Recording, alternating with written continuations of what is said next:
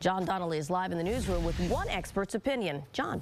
Yeah, Sabila, good morning. And that's a really good question. Is this really happening more often, or does it just seem like it's happening more because of what's going on in the Gulf? And I've got Rob Ammons here with the Ammons Law Firm, and you handle this sort of these sort of cases, and you just won a big verdict yesterday. Tell us about that first off. Oh, absolutely.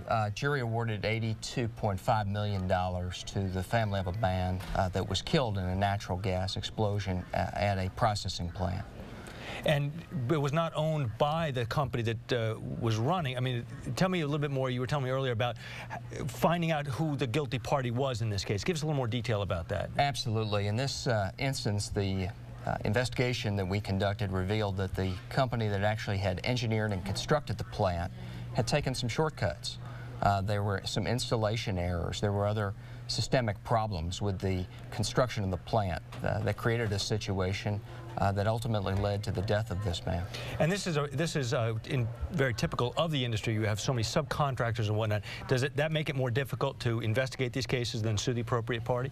Sure, it can be, because the gut reaction is, well, it must be the problem of the people that were operating the plant. But when you scratch beyond the surface, you see that there can be other problems. There can be errors up the chain, if you will, that are a root cause of this result.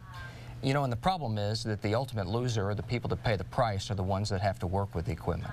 Now, are we seeing more of these that you think of, or are we more aware of this because of BP? I think it's a combination of both, and I think that the severity of these recent pipeline explosions is relatively unprecedented. I mean, these are fires beyond which we would normally see. I mean, anytime you excavate, there's a risk, because we have a lot of pipelines here in Houston and in general. So it's important that when you excavate that you do it safely, but we're seeing in this instance, you know, situations where there are big fires from these excavation activities. Speaking of which, is this an inherently dangerous business, or is it, because you're dealing with flammable stuff? Absolutely. I mean, you are dealing with, hydrocarbons that normally are contained.